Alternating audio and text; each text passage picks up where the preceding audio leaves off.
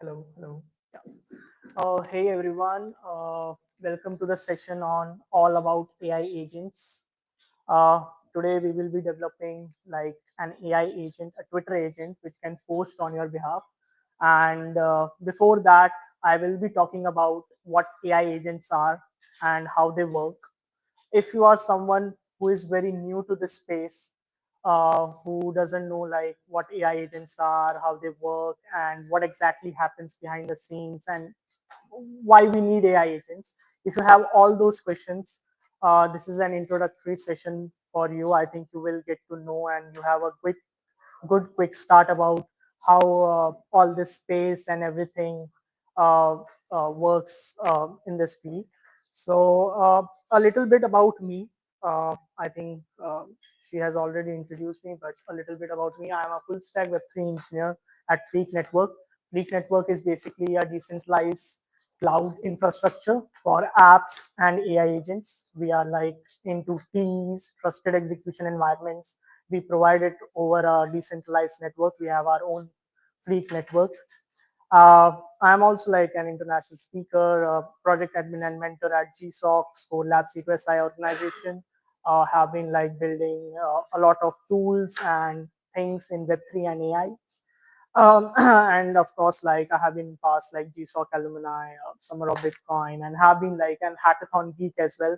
So have participated in a lot of hackathons worldwide, built a lot of things uh, for different organizations. So let's get started with the session. Before starting, like diving into hands-on session of AI agents and building that Twitter bot, I will like to talk about few important terms that everyone should know before starting in this space. So first is LLMs. So what exactly LLMs are? So these are large language models. Okay, these are basically AI models. If I just talk in layman terms, these are models which are basically trained on vast amount of textual data. It has, you can think it has brain. There are a lot of things going behind the scenes like transformers and all of those things are there. But in short, if you are someone who doesn't know what LLMs are, it just, you can think of it is trained on a lot of textual data. It has a lot of details put in it, and it can think, it can react, it can find out the related things and can give you an answer. And I think you already are using this. A lot of people are using this. This is examples for this are like OpenAI, Anthropic, DeepSeek, the Chat GPT that you use, right? So these are basically called as LLMs. Now the next part, which is very important, and a lot of people don't know about this thing, is like embeddings. And this is very important from the perspective not only about AI agents, but in a broader sense. And it is widely used in AI agents as well. So now let's talk about what exactly embeddings are. If anyone has built any kind of AI agent, they would listen this like term embedding models and all of those things. So embeddings are basically numerical vector representation. If I go by the definition, of course, it doesn't make sense like if you are not into this field, but embeddings means a way to represent your information so that the models or any kind of algorithm can easily find that thing. So let me talk like in a better space. So let's say uh, you have a lot of words. Let's say you have a PDF, right? And the PDF contains data about AI and Web3. You have a PDF which contains information about AI and Web3. It has like a lot of sentences, what AI is, what Web3 is. Now you want to build an I will not say AI agent. Let's say you want to just basically build an application where uh, you can search and you can answer things out of this PDF, the document that you have. And let's say you ask the chat GPT, what is Web3? Okay.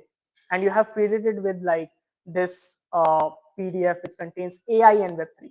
Now, what you would do basically is like you can um, split the document in chunks, let's say by words, like by sentence, like first sentence, second sentence, third sentence, and you have a lot of sentence and you gave it to the, let's say, chat GPT. Now how will chat GPT will find, like I have asked a question about what is web3, how it will find what are the sentences out of which what are the sentences which are like very close to web3 and it can use it for answer. Okay, it's not easy to like do string search. You might say like the first thing that comes to your mind is like I will do like in every sentence is web3 is there, then the sentence is related to web3 and then you give it to the chat GPT. But that doesn't make sense, right? You cannot like do it for like so many sentences. It will be too slow to do just string operation and searching in a big sentences. And also it may be there are case like there is no web3 written in that sentence. It might be written like crypto or something else. So how does like we find the related sentence with respect to what the user has asked? How does this work? So their embeddings help in that.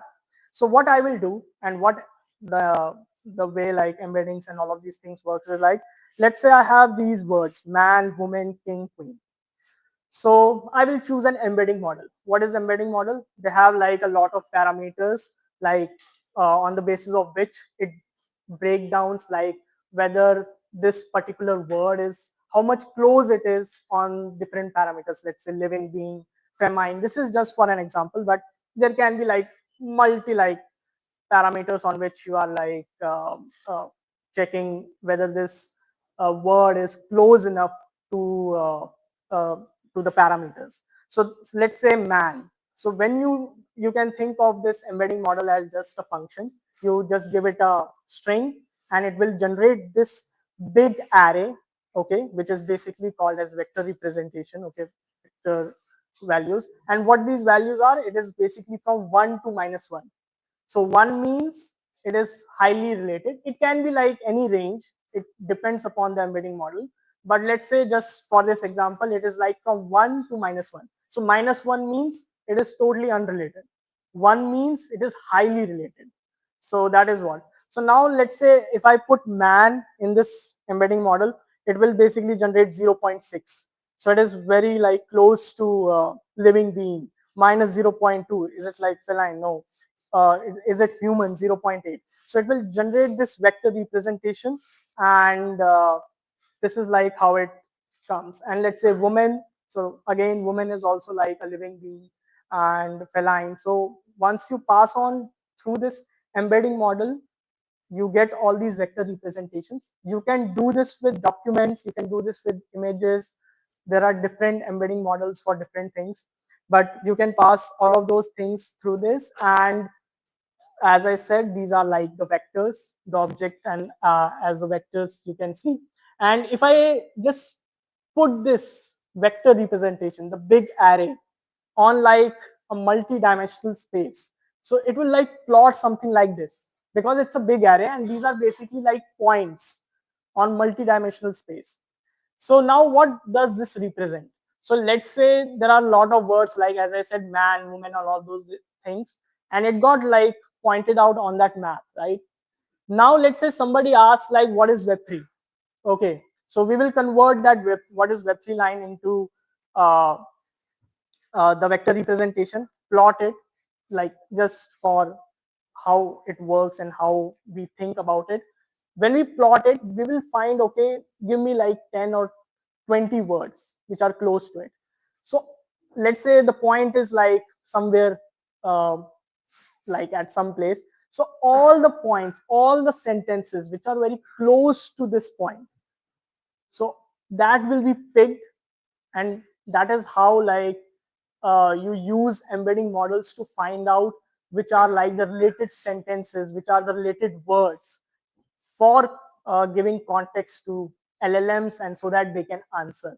And that is what behind the scenes LLMs also use embedding models. Not only like LLMs and chat GPTs and all of those things. This has been used by Netflix also. So the chat, the recommendations you get for like videos and all of those things. So they use this embeddings and embeddings model itself. So whatever you do, whatever the actions you perform on their app, they convert into vector representation, your interest and everything. And then whatever the content they have, they just basically map, okay, which are the related things this user wants, and they find out from like finding out the nearest things in their content and all of those things and present to you. So this is what embedding model means and what this embedding means, and this is very important. We will just come to this in a bit. Now let's come to like the next thing, which is called RAG, retrieval augmented generation, and this is what AI agents are built on. Is this is what exactly you have to do if you have to build AI agents. You have to build a RAG, and what RAG means. Uh, let's talk about that and how that works. So you probably would have, if you have interacted with Chat GPT or Claude or any kind of LLMs, you would have seen, if you have asked some question to it, let's say, give me this code in the starting, okay? So give me this code, or if you have asked any question, it will answer you perfectly in the first iteration. But once you like talk for a long time, after some time it starts hallucinating and start giving you wrong answers, right? You would probably have seen this in chat gpt and stuff. So if you have like said a lot of things in the starting, and let's say after 1 hour of continuously talking to it, if you ask the same thing again, it will not reply you back with that information, because chat gpt doesn't have a lot of memory, okay? The context window is very small, it cannot hold all of that information. And sometimes if you ask like something very new, which was not in the domain of the LLM, it will not be able to answer, right? If you ask what is my name, it will not answer you what is your name. If you tell him like my name is Mohit and my name is this thing, then it can tell you. And maybe after like 1 hour, 2 hours, it might forget that as well. So now, how to solve this? Because what AI agents do is like they perform actions on your behalf, okay? Or maybe you want to build an agent which helps you with some documentation for your company.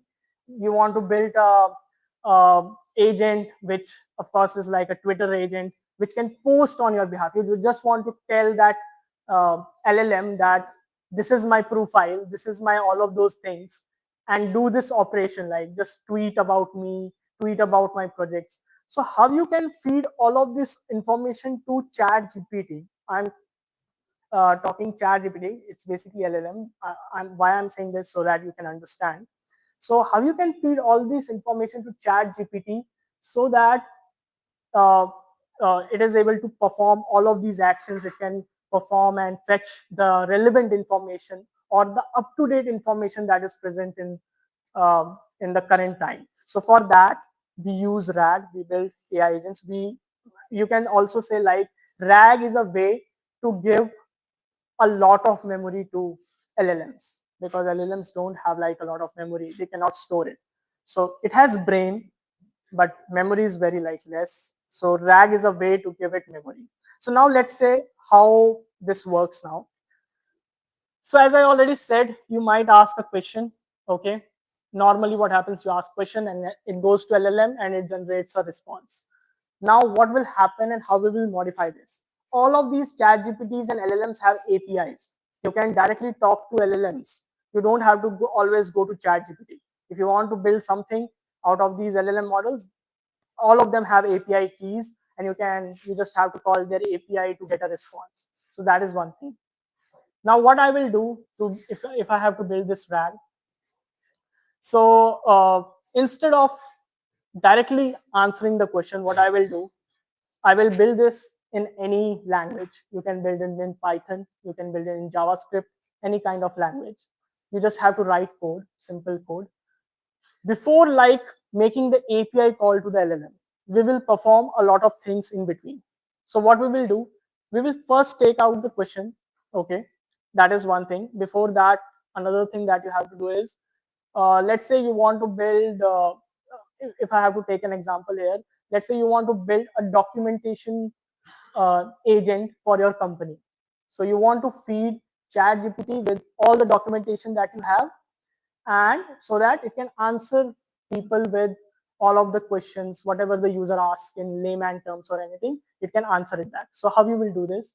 So you will first of all break down your documentation. Let's say it's in PDF or whatever website or whatever it is.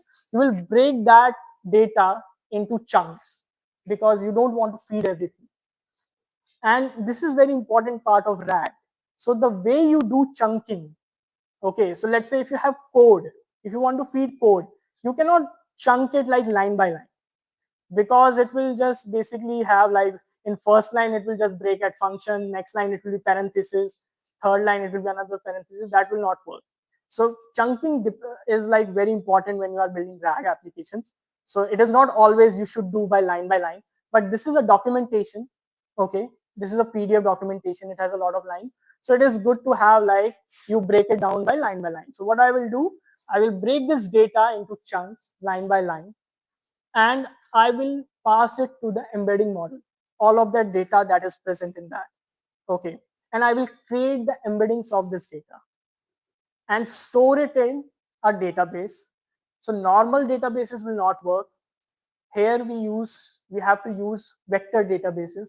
So if anyone have heard about this thing or just got to know about vector databases, so vector database is used for this purpose only, to store this embeddings, that long vectors. It's not feasible to store these long vectors, these long arrays and stuff in normal databases. So now every database have like either an extension that you can attach. Let's say Postgres has PG vector extension, so that you can store this data in Postgres and all of those things. Otherwise, there are a lot of databases which just caters to embeddings, and they also provide you with algorithms to easily search. Okay, like the same way SQL was there, you can have like these vector databases, and it will help you to easily find out like, search from your database and find out which are the related words. So what I will do, I will just break down it in chunks and then store it in the vector databases after passing through embedding model.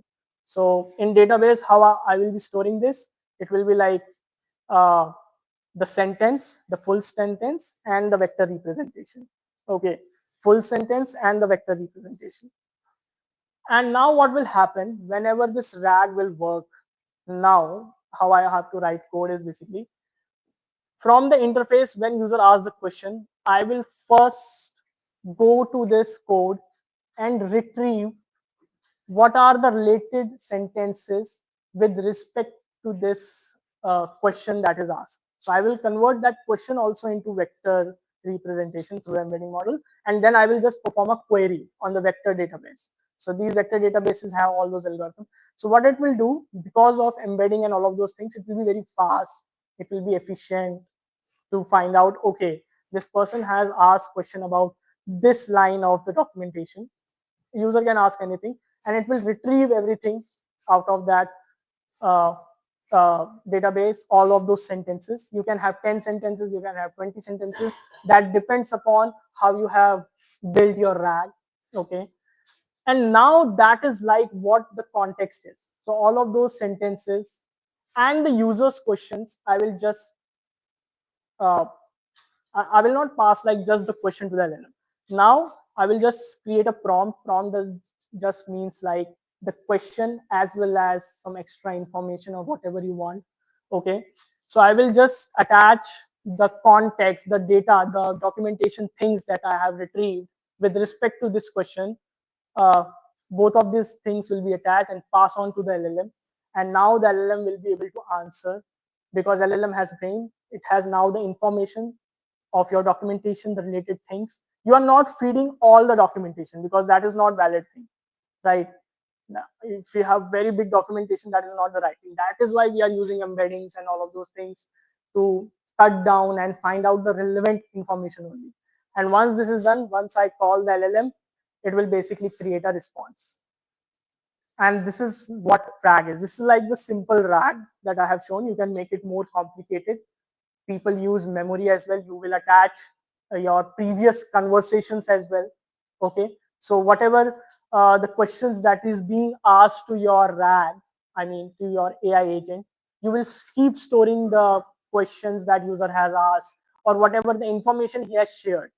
You will also create the embeddings of that. You will store that in, and later on, whenever you have to answer the question, you will find from whole database.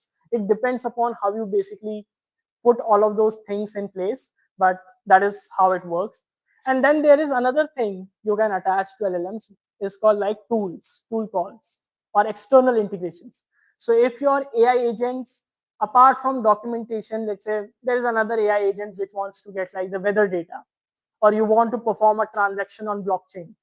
Okay, in like crypto, in Web3, we are building a lot of crypto AI agents which can do transactions on your behalf, which can handle your trading things. Okay, so I was also working on something called as like a trading bot which can automatically close your positions and everything, can find out which tokens are best and can trade on users behalf while like user is also sleeping. Okay, so for that you need to have an external integration so that it can talk to the blockchain, it can talk uh, to the these APIs and stuff, and LLMs support this nowadays. Like OpenAI Claude has launched like MCP servers. Claude Anthropic has launched like MCP server, which is a way to talk to external things, APIs and stuff. The before that, all of these SDKs which I will be talking about, they have a way to tell you. You can tell your like AI agent, your LLM, that these are the functions available for you to perform these actions. So how it works behind the scenes is like in the prompting, you can tell LLM like, here is the user question, okay, here is the context, and here are the functions for you, which you can call, and basically you can use these functions, these API calls to basically get the information to you. LLM doesn't make API calls as of now, although like now Anthropic and all of those things are doing this. LLM doesn't make directly these API calls. LLM just generates the input for that function call. Okay, so if you write a JavaScript function and the JavaScript function is about getting weather data, so input will be the string, the city name or the country name. So you just tell the LLM, like when you chat, if I just say in layman things, when you are chatting and stuff, you can just tell it you have this function which is like get weather data. It needs an input of uh, this thing called as city name or this thing. And if you want to get the weather data, you need to perform this, you need to call this function. So now as LLM has the capability to think and decide. So if user asks, what is the weather of USA? What is the weather of this place? So as the LLM knows that he has a function to get the weather data and he is able to think, he's able to decide, he will decide, okay, I need to call the get weather data function. Okay. And what is the city name? Based on the user's chat, the question asked, the name is like US and whatever the country is, and it will just basically make the call. Of course, behind the scenes, there are a lot of things happening. It's not a direct API call that the LLM makes. Okay, it is through the prompting and the step instructions and all of those things. But in general, I just want to tell you can just connect your LLM by building this whole structure, and you can just convert into an agent which can basically store things, which have a memory because you are attaching a database. Okay, you can attach it to like the external integrations like APIs, to the functions, whatever the functions you have built. You can connect it to blockchain, you can connect it to any kind of things, and this is what an agent is called. And that is like the fourth point that I have already talked, AI agents and frameworks. So you don't have to do all of those things like yourself. Nowadays, a lot of companies are building these AI SDKs and frameworks. So they are making it very easy for users to uh, have this RAG built in, and you just have to plug things. If you want to create a Twitter agent, you can do that. If you want to do this thing, it's same as like you don't have to write HTML, CSS yourself. There are now React frameworks and all of those kind of frameworks which does the task for you, right? So they are just creating the abstraction. Of course, you can build the RAG yourself. Okay, but not everyone wants to do that. If someone is not a developer, they don't have to do that. They can just clone a framework. There are instructions how you can uh, put the things, and your bot is ready. But of course, for developers, you can do a lot more things. And if I just talk about the frameworks that I like, of course, there are like a lot of frameworks available in the market. But the frameworks that I heavily use and a lot of people actually heavily use is like, first is like AI SDK by Vercel. Okay, this is like highly used. Uh, uh, I would say the framework. This is very lightweight, very fast. A lot of frameworks, for example, ELIZA OS, are built on top of AI SDK itself. Okay, so there are like first level abstraction libraries, then there are like second level and third level abstraction libraries. One is like totally abstracting everything from you. So I will show that the ELIZA OS framework that just abstracts everything from you, and it is just very quick for you to just tweak some settings and your AI agent is ready. But if you want to build something yourself and all of those things, you can use AI SDK by Vercel. And the other thing is like LangChain. So LangChain is a bit complex, and it works very well for like complex projects. Uh, but it's not very easy to like understand and start working like next day. If you are just starting with building RAG yourself and all of those things, you can start with AI SDK. If you want to go a more in depth, you can use LangChain. And if you just don't want it, and if you just want to create a bot, and not only that, like you can change in ELIZA OS as well. But ELIZA OS is a way for non-developers to quickly put up your agents. And if you're a developer as well, you can tweak it very easily, and you can just customize it using plugins and stuff, and your AI agent will be ready.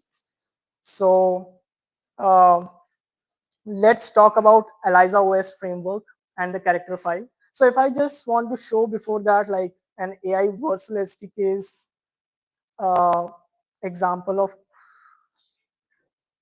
examples. So yeah, sure.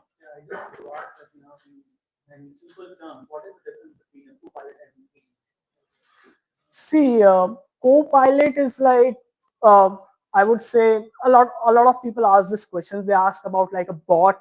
They specifically ask about what is the difference between a bot and an AI agent. I would say your question is exactly the same.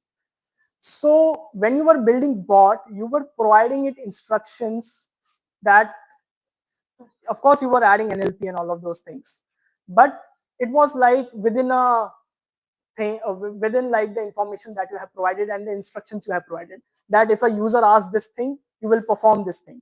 Okay, if a user asks this thing, you will perform this thing. And on the basis of NLP, it was able to give you the answers. It was able to understand the questions, but it was not able to give the answers in a large domain, right? It was just like, okay, I want to book a ticket. Okay, so there are 4 options, right? It was limited. But now AI agents, what are you doing? Like the main difference is you are giving the brain to the bot. That's the main difference. Initially, those bots were code. Okay, still it's code, but those bots were like just the instructions that you have given, that if user does this thing, like Telegram bots. So if user perform this step, if you are asking like if he's clicking on this button, a set of things, and it is able to answer it. But now you are giving it the brain to think, understand, and like take actions based on conversations. Okay, so I would say that is the main difference between like a bot, a co-pilot, and like the AI agents. And AI agents, like of course, it's, as I said, it's the same kind of thing. Like you are integrating with external integrations. But if I just show you as well here, like I will just show you an image generation thing. So it will think and call an action to do something. So just a second.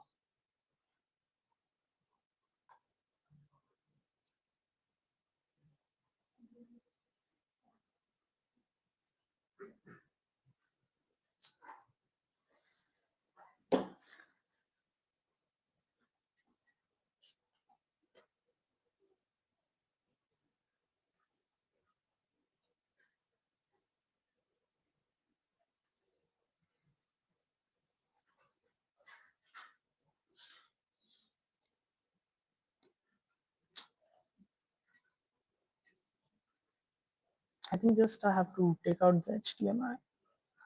Is it fine?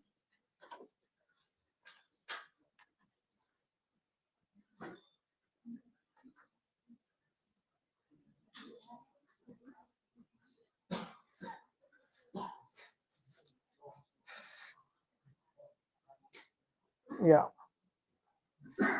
So this is an example of AI Vercel SDK. I will just give a quick example of this framework.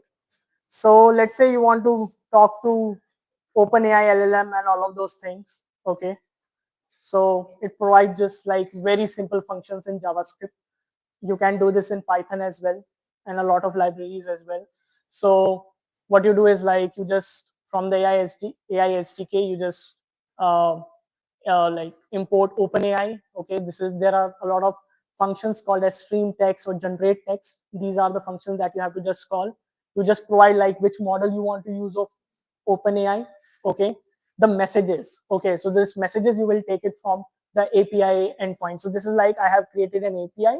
Okay, a post API in which the user will ask the question, and once you ask the question, you will just put it this in function, and uh, that's it. If you just return it from like result.toData response, the user will get the response directly from the LLM. So you can just see like it's just this piece of code through which you are now connected to like the LLM, and it can respond to your questions. Now let's say you want to integrate it with the get weather data API and all of those things. There is something called as tools. You just have to put like here uh, tools. Okay, and you just have to define some tools like let's say get weather data, and you just provide like get location, and you just put like whatever the data there is, right? So uh, uh, you just put like whatever the logic is there for like calling that API and all of those things in this function, and it's done. So this AI Vercel SDK now will know like there are these tools available, which is called as get weather data, uh, or you can attach like any other tool as well. Like if you want to attach uh, a tool about like get my documentation, so you can just attach that and get my docs, use this, and that's it. So in this way, you can just attach like tools, and it can perform like whatever the task you want to do. If somebody asks like what is the weather of this particular city and this thing, the the AI Vercel SDK handles behind the scenes of putting these tools in the prompt, that you have these functions available for answering the user questions, and if user asks the questions with respect to these tools, it will call that function. So this is like very easy to understand thing, but we will go into like the framework called as ELIZA OS for building a Twitter agent. So yeah. Oh, okay. Streamer.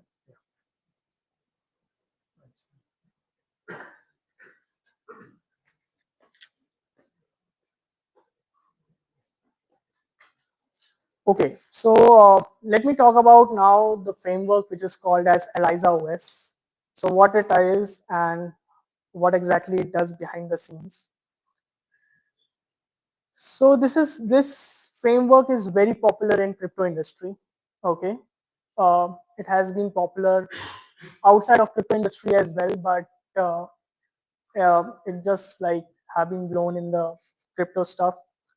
So what they have did is like this is a JavaScript based framework, an AI agent framework. Uh, they built the core modules of it, okay, and they just wrote everything, whatever I talked in RAG generation. So they just created the functions which basically talks to LLM.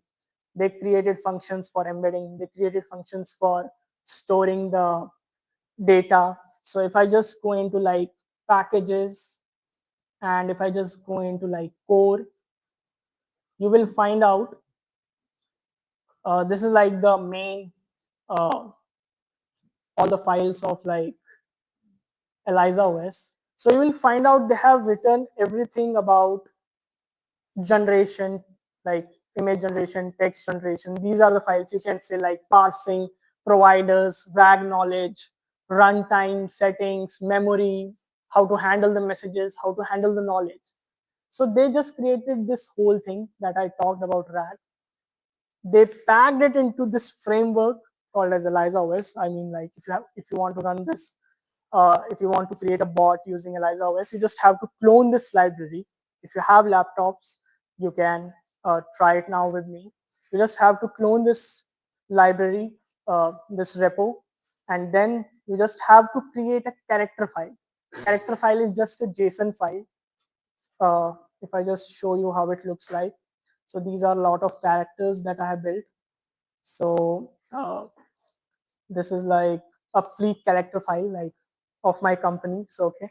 So I just created this character file which I just put up like what is the bio of this bot, okay, this AI agent, what is the lore of this agent, what is the knowledge of this agent. Knowledge means like what is like the data and the knowledge it has, documentation or whatever, how it should message people. Just few examples you have to give, like message examples, post examples. If you are building like Twitter bot and all of those things, you have to put like post examples and stuff, like how it should post, some examples of it, topics, styling of posts. These are like just textual data and stuff.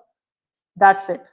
And you just provide like on which clients you want to make it work. So I would say Twitter. So it will create a Twitter bot. If you want to like create a Telegram bot, you just mention that Telegram client. If you want to talk on like, if you want to create a bot which works on Discord, just mention Discord in the clients. And then you just have to provide the secrets for like talking to your, so that this bot can connect to the Twitter. So they don't use Twitter APIs. Okay, they use like the proxy login method, like the browser-based automated login methods.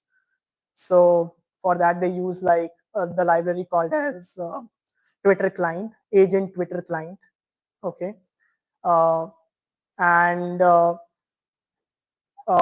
you just have to provide this character file and run one command by cloning this repo, and your agent will be up on Twitter and it will start posting. And it is not like just whatever you have mentioned here, it will post that. No, it will think whatever the information you have provided, it will react on that. If somebody comments on your post, it will reply to that post. Okay, if somebody like ask a question by mentioning the Twitter bot, it will do that. So I have my Twitter profile also automated using this. A lot of people have automated using this framework. A lot of company has been like automating this thing. A lot of people have automated their Discord channels. So now if somebody asks questions about their product, so using ELIZA OS framework, what they do is like they just set up this character file, and now the bot basically answers the user question. If somebody asks, I am stuck with the error uh, on your, when I was like attaching a domain to your website, or whatever it is, and it will reply back. It will think, it will fetch from the documentation, and it will basically reply to that user. I mean, like in my company also, we have said this thing. So as I already said, the code base, if I just go a little bit more into like uh, the code of it, you don't have to go in like you don't have to understand this thing. If you are a developer and you want to tweak it with respect to what you want, because this is also a framework, then you need to understand where exactly the code is and how it works. So let's say all the logic of calling the APIs and everything is present in generation. And you can attach a lot of LLM models, not only OpenAI and these things. You can attach like Open Router, you can attach like uh, Google Gemini, whatever model you want. Of course, you can do that with a lot of frameworks.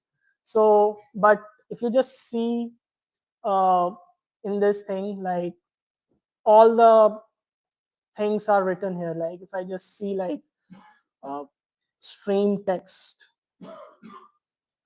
So if I just search stream text,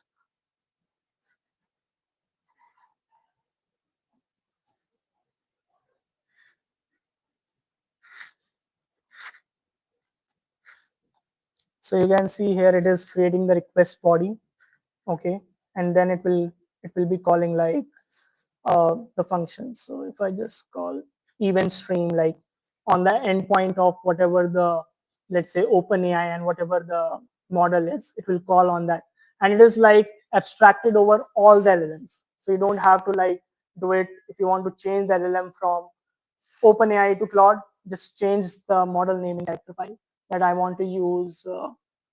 Uh, like for example, here I have sent like the model provider that I want to use is OpenAI. But if I want to change it to like Anthropic, just write Anthropic. If you want to use Gemini, just put model provider as Gemini. And if I just show you, if I just run it, I have already like stored this thing.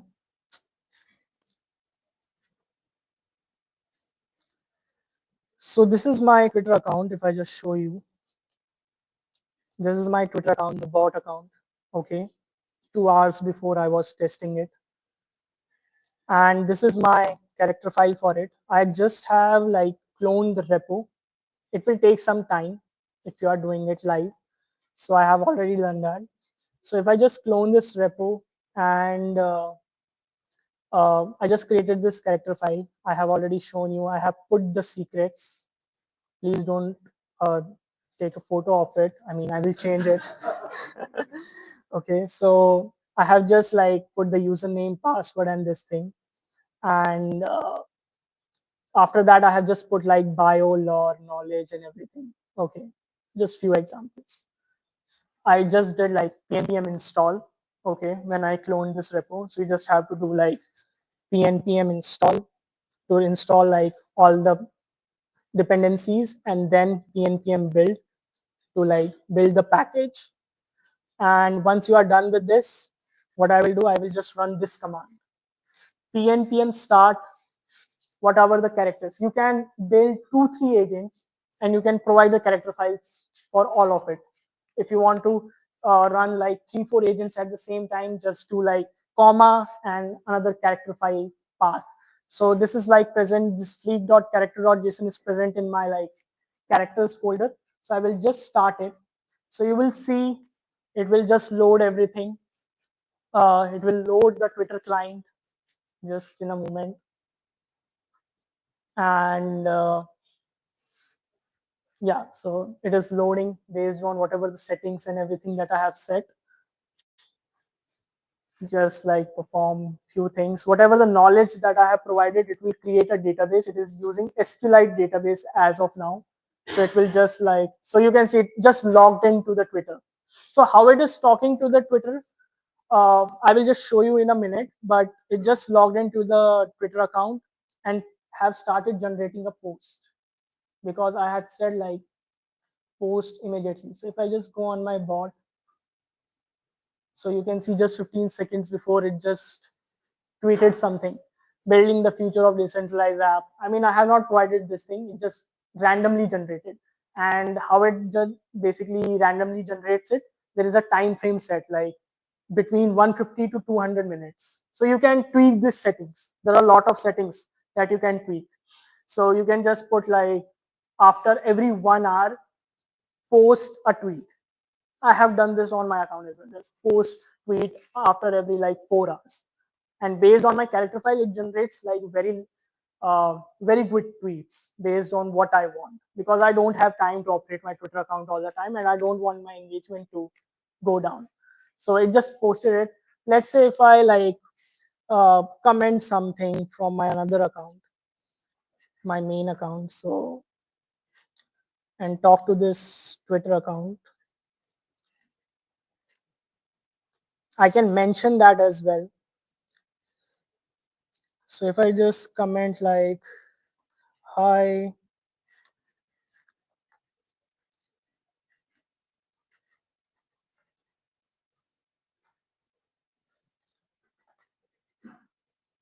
what exactly Fleek does.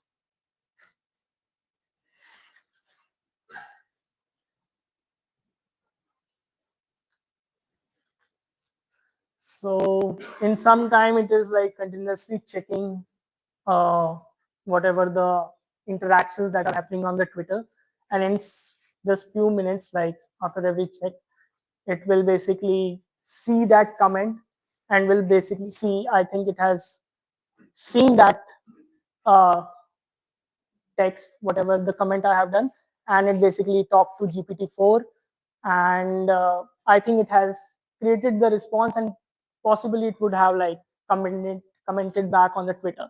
And also you can see like it is writing that executing handle for action continue. There was no action performed. If I would have asked like create an image, then it will go to a image generation plugin or image generation action, and it will just basically do that and create an image for me and return it. I will show you that as well. That is called as tools, like talking to the external world and talking to the tools. But here I just ask a question, and based on the context that is provided in the character file, it generated the response. If I just go back, and I think I have got the response. So yeah, I got the response from the bot. So I had asked what exactly Fleek does. So it understood the question and just responded it. Fleek is like the Swiss Army knife of Web3 and decentralized app hosting. And then, I mean, it created threads as well. So it might create a long answer if you ask a long question. If you ask about a code thing or like whatever the thing you want, it will generate that. Let's say I just tag this coded test ACC. I mean, already there is like an image generation action attached to it. Can you generate an image of dog?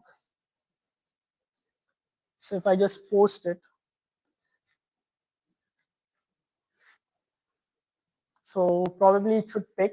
Although the character file is based on Fleek, okay, it got the message, and I think it would have replied. Okay, it took the action of generate image. So you can see I had asked this time I want to get an image, and it found an action. I will just show you in a bit like where this action is present and how it is picking this.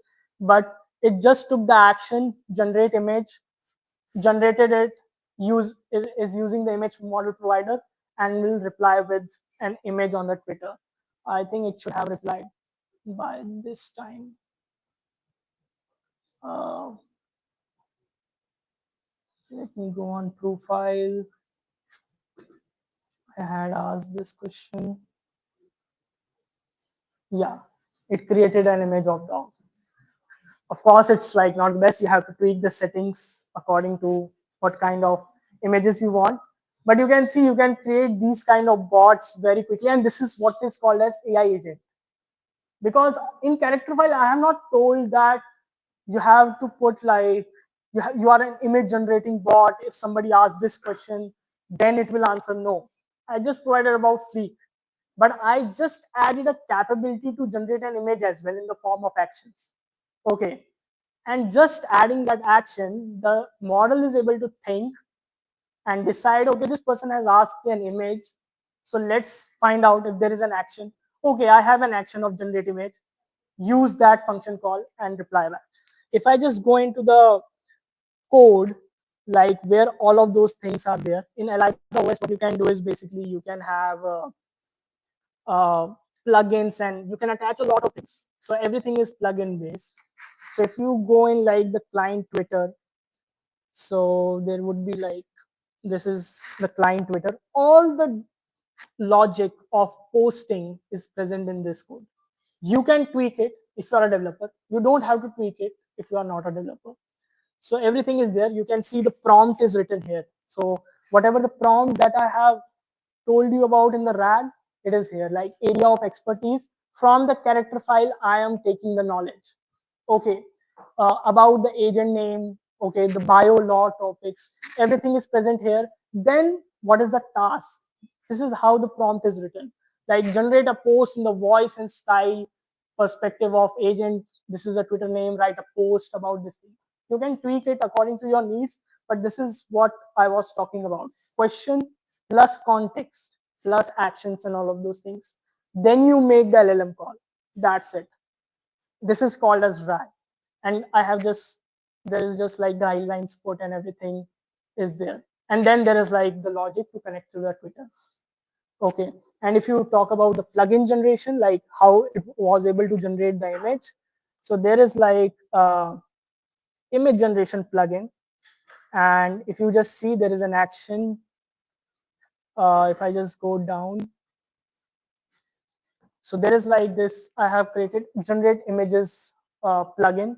Okay, this is basically an action. So you can see in actions, I have just defined the image generation.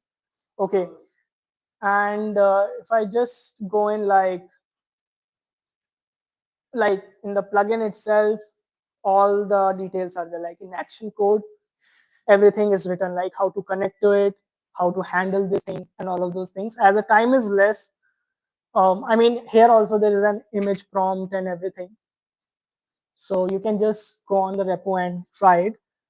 But uh, yeah, I will just take in a bit. Yeah. So this was about ELIZA OS framework. Okay. And at the last, I would say how Fleek can help here, like why Fleek. Okay. Uh, because we are all into this thing. So you don't, if you are a non-developer, you don't have to clone this repo as well. You don't have to do it. You can just go on Fleek XYZ. Okay. And if you want to deploy an agent, okay, you can just upload a character file here.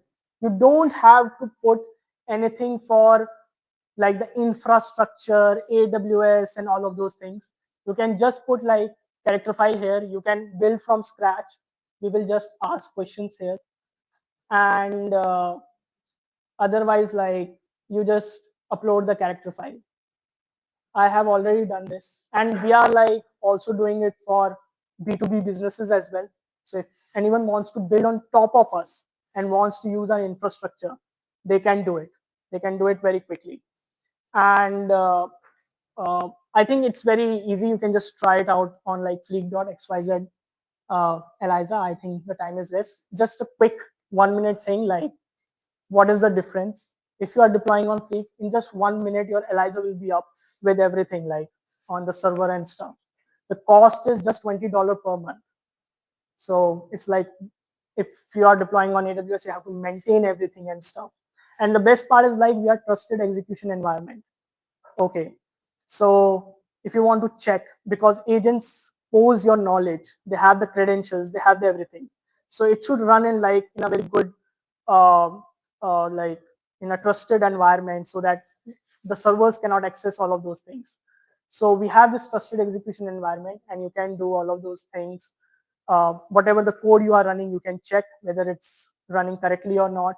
Is the exact code that you were running, and if your credentials are safe, you can do all of those things on our server, and you can definitely try this out.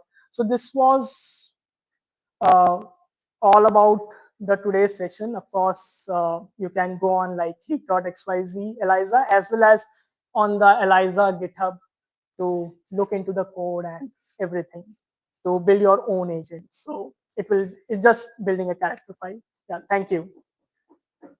If you have any questions, I mean the time is up, but if you have just any questions, yeah. Yeah, just a quick question. Where can we find good examples for character sheets? What would you advise? So I would say like for the Git for character sheets, you can use AI models for the first hand itself, like to generate a character file for you. There is no like a repo where everything is present. There is nothing like that. But we are also building a framework which can help you to create character files as well in just asking the questions and stuff.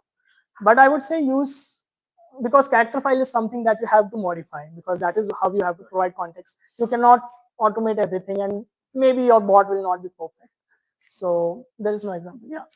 You mentioned early on that LLMs cannot make API calls. Yeah. Is that changing with Menace? In Menace, I've seen that. Yeah, MCP is also doing it. I mean, like the Claude, Anthropic. Then, if you have heard about the MCP server, so I mean, it's again not exactly the LLM is making a call, but they have built the backend stuff like that so that they can call and they can connect these external functions or the APIs to the app, which is like interacting with the user. So now Claude can connect to these servers, the Claude desktop, and all of those things, and it can call those functions.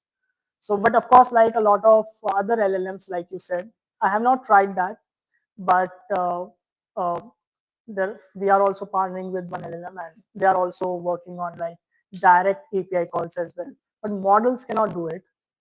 The surrounding infra can do that. Okay, so yeah. We're running out of time. So if you have any questions, yeah, you can go. Thank you. Thank you.